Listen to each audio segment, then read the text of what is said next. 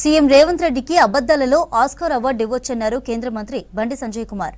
బీహార్, మహారాష్ట్ర, హర్యానాలో కాంగ్రెస్ ఓడిపోవడానికి ఆయన కారణమన్నారు.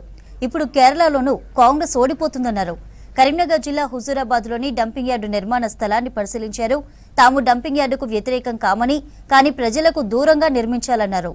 ఎట్టి పరిస్థితుల్లోనూ హుజూరాబాద్లో డంపింగ్ యార్డును అడ్డుకుంటామన్నారు బండి సంజయ్. కొన్ని రాష్ట్ర ముఖ్యమంత్రి గారు ఆ రోజు గుమ్లాపూర్ సభలో క్లియర్ అయిపోయిండు.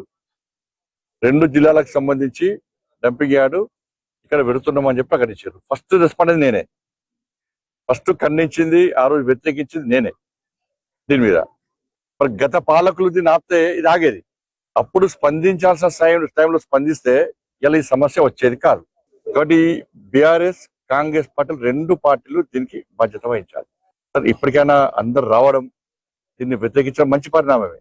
నేను పొలిటికల్ విమర్శలు, రాజకీయ విమర్శలు చేస్తలేను, కానీ ప్రజలు అర్థం చేసుకోవాల్సిన అవసరం ఉంది. కాబట్టి ఈ ప్రాంతంలో ఆ సెంట్రల్ యూనివర్సిటీలో గిట్నే అభివృద్ధి అని చెప్పి మొత్తం నెమరులను చంపిర్రు, కుందేలను చంపిర్రు, పక్షులను చంపిర్రు. ఈడ కూడా నెమరులు ఉన్నాయి, పక్షులు ఉన్నాయి. ఈడ కూడా మళ్ళీ అటువంటి అరాచకం ఇక్కడ చేయొద్దని ప్రభుత్వం విజ్ఞప్తి చేస్తున్నారు. ఈడ కూడా ఫారెస్ట్ టైప్ గుట్ట ఉంది.